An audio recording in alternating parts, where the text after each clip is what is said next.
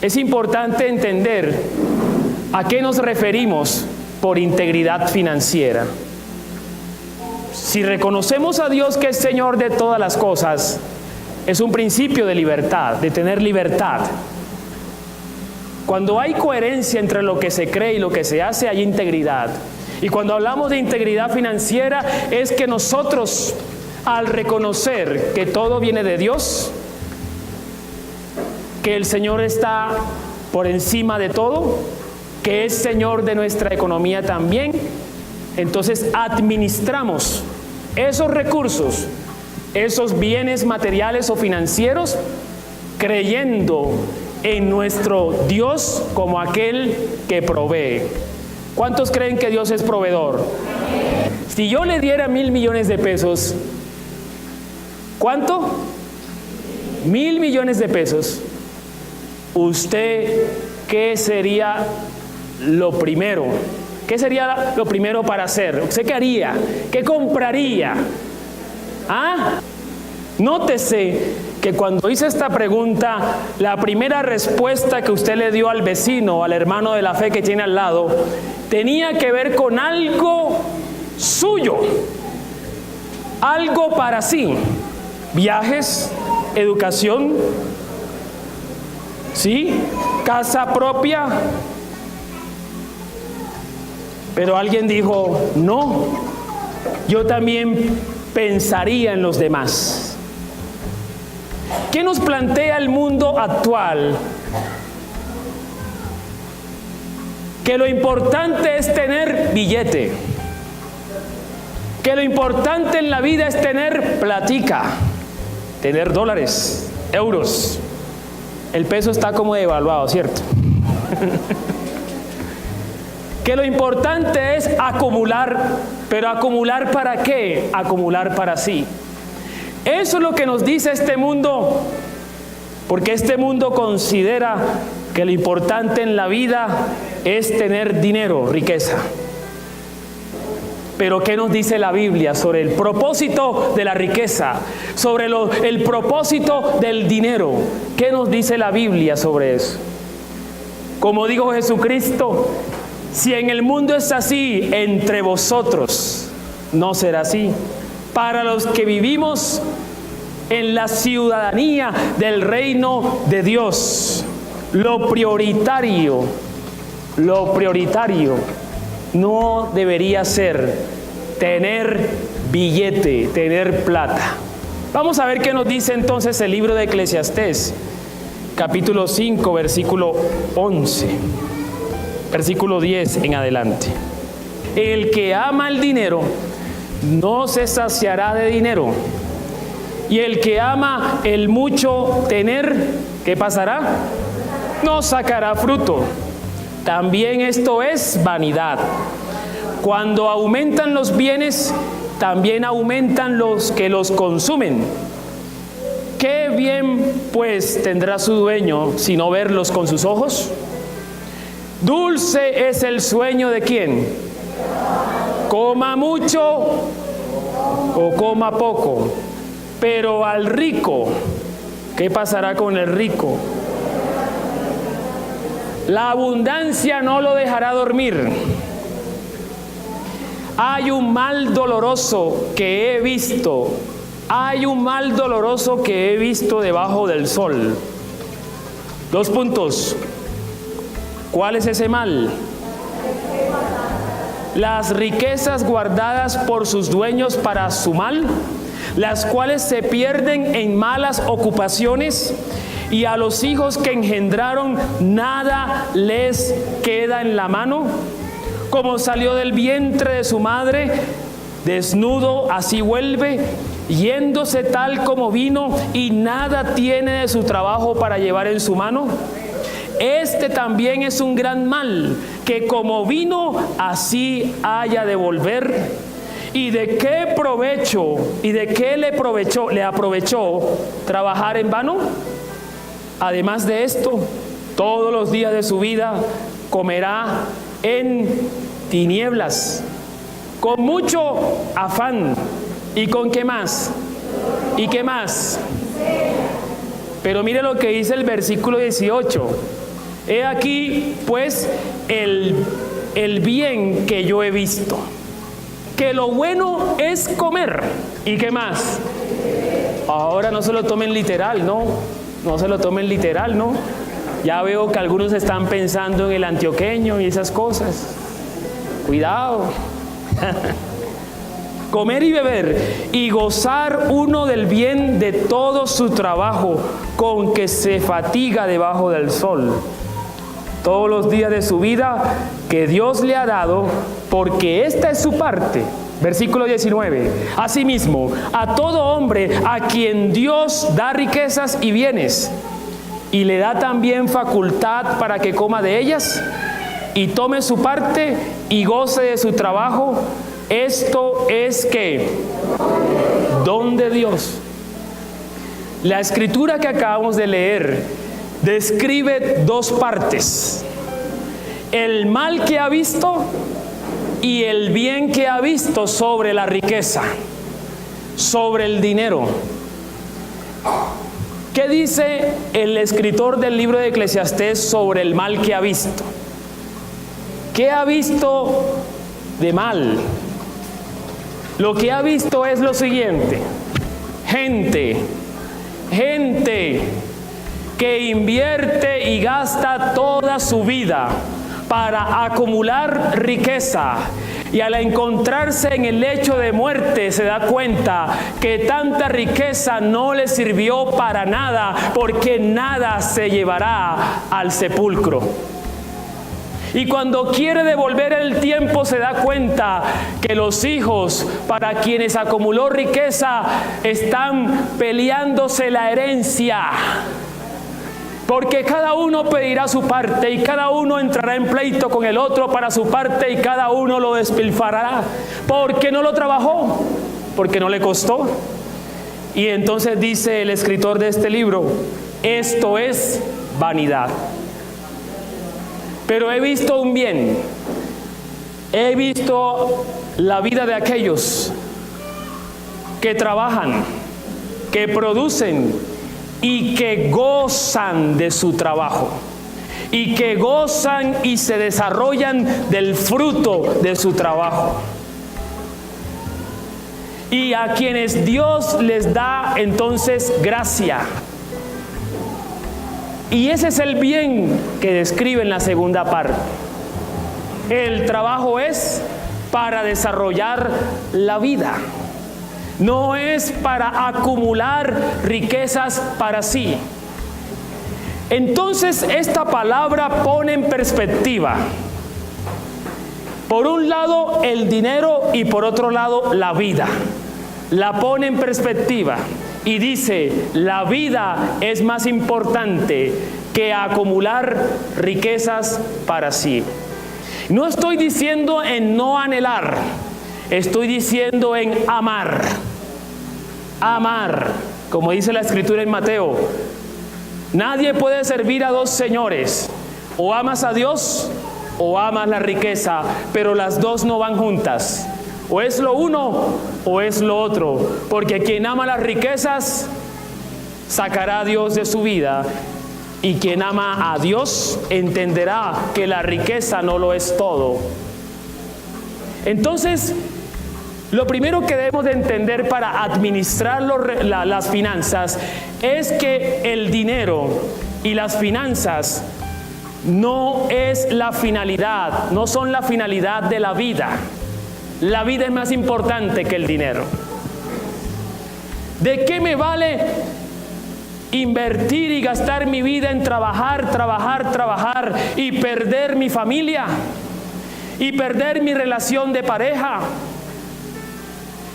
¿De qué me vale pasarme la vida metido en el trabajo, siendo esclavo del trabajo, y perderme los tiempos bonitos y los tiempos vitales del crecimiento de los hijos?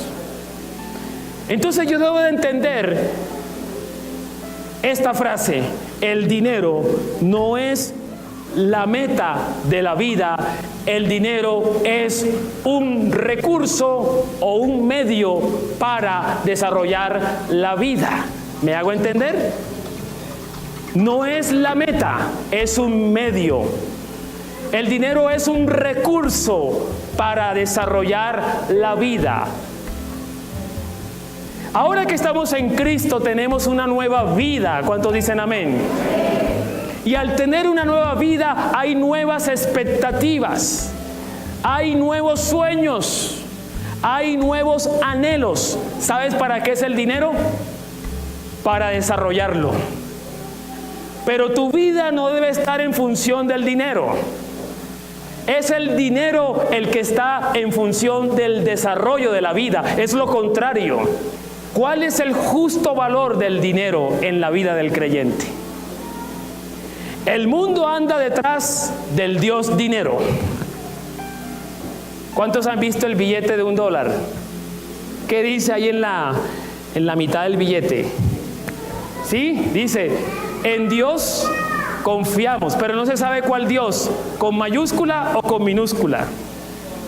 Porque este mundo anda diciendo y creyendo y practicando que la vida y lo más importante en la vida es tener plata.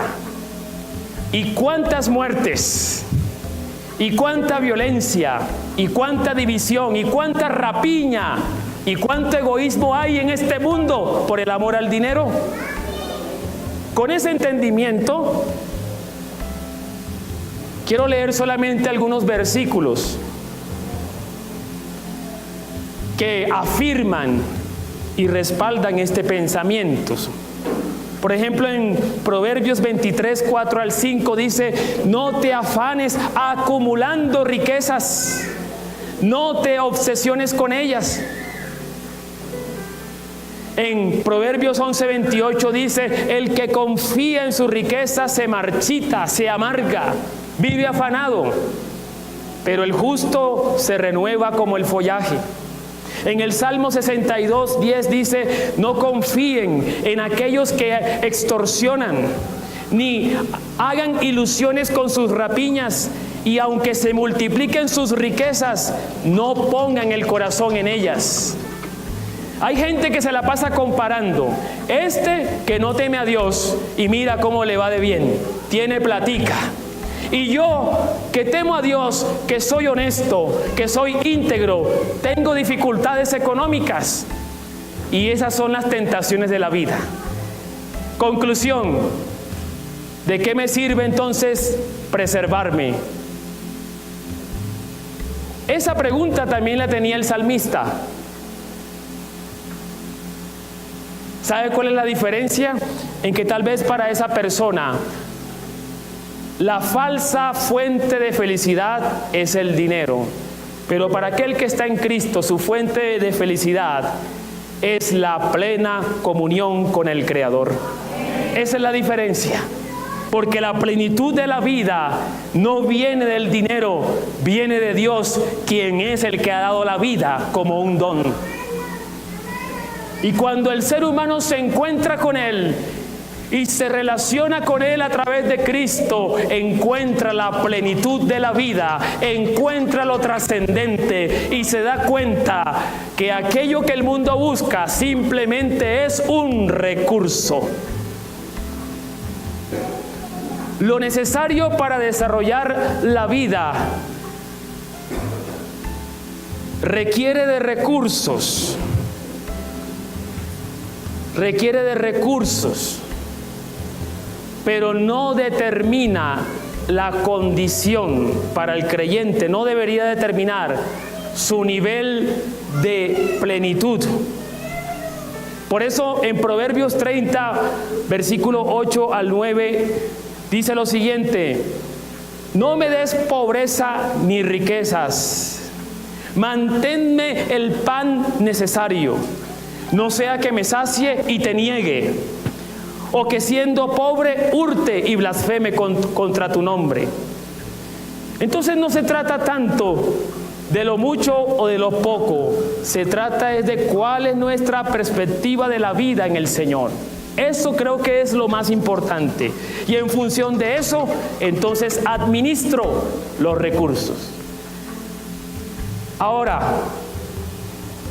para poder administrar los recursos, entendiendo que la vida es de Dios, debo tener algunas cosas pendientes, tomarlos en cuenta. Si el Señor es dueño de todo, ¿yo qué soy?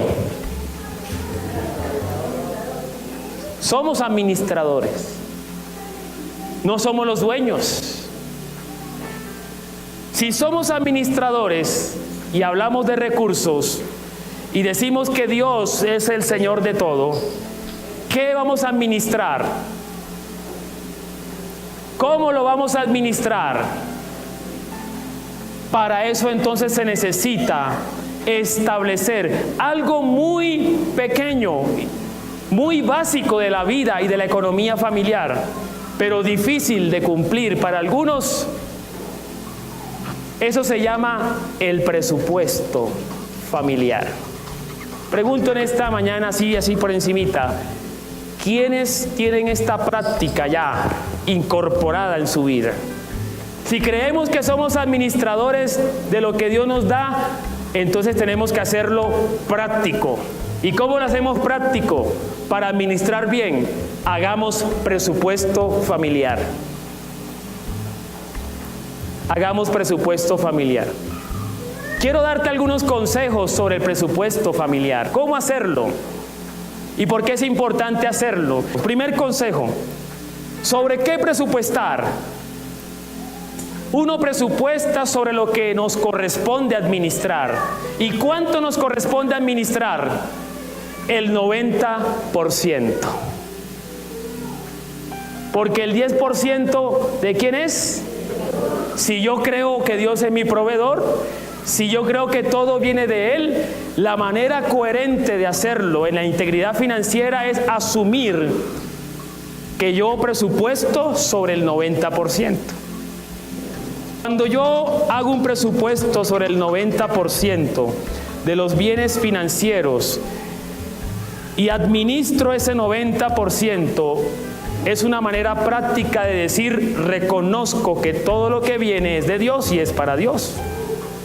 Segundo consejo, cuando hagamos el presupuesto financiero, tengamos en cuenta que también hay asuntos no financieros que son importantes.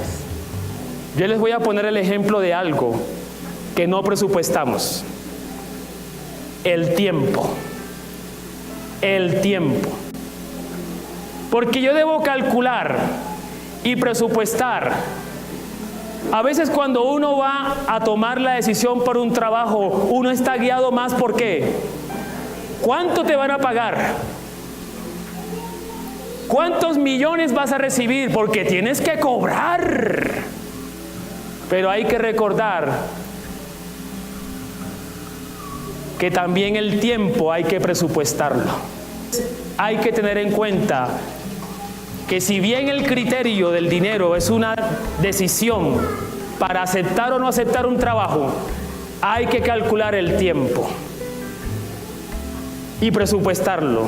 Tiempo de calidad con la familia, tiempo para el desarrollo personal. Tercer consejo, cuando hagas el presupuesto, no pienses en el hoy.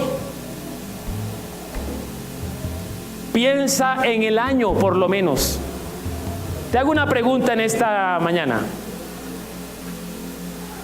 ¿Cuánto percibiste el año pasado? En todo el año. ¿Y cuánto gastaste en todo el año? 2015. ¿Tienes una idea? Si no tienes la idea, es que no practicas este hábito de administrar las finanzas con base a un presupuesto. ¿Sabes qué pudo haber pasado? Que en diciembre, tal vez como lo hace el mundo comercial, botaste la casa por la ventana sin haberlo presupuestado antes, pero lo hiciste en el ambiente folclórico de fin de año, pero no presupuestaste. Así que tenemos las consecuencias al comenzar este año. Siguiente consejo. No solamente hay que pensar en el año, sino analiza cómo se comportaron tus ingresos. ¿Se acuerdan de los sueños de José? Él soñó que habían vacas obesas, ¿cierto? Vacas gordas. Y también soñó que habían vacas desnutridas, flacas. ¿Qué significaban las vacas gordas?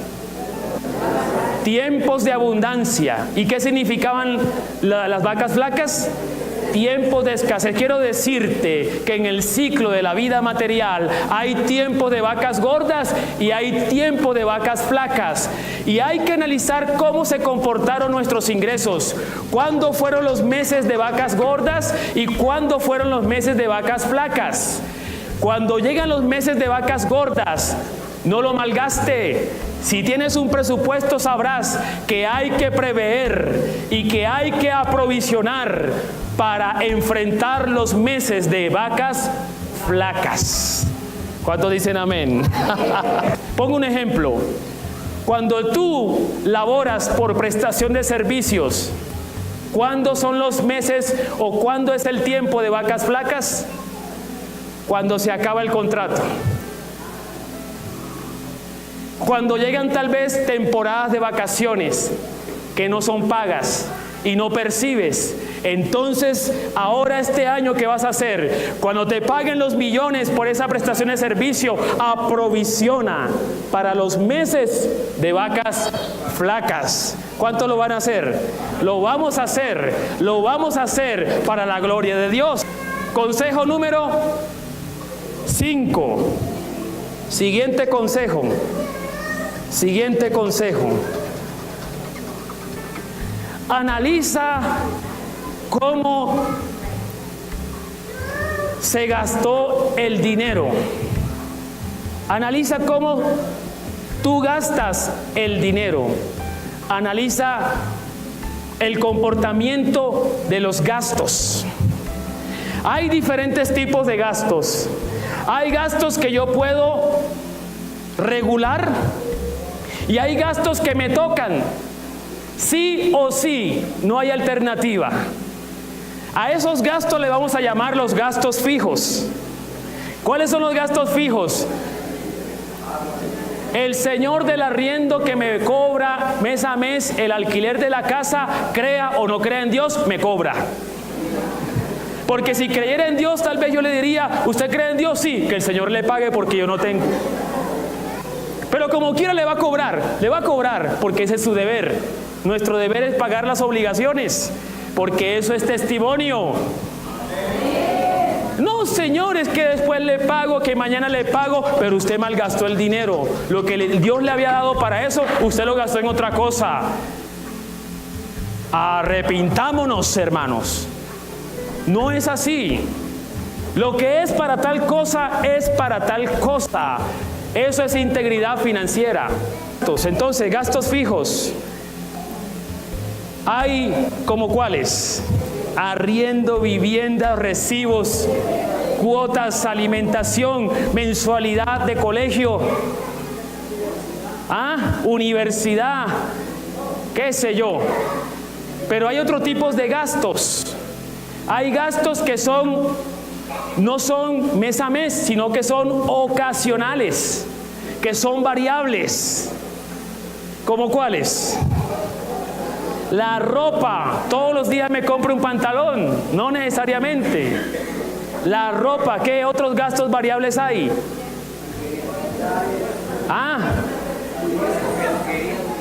El impuesto anual, qué sé yo. Pero mira lo interesante. Hay un gasto que no preveemos.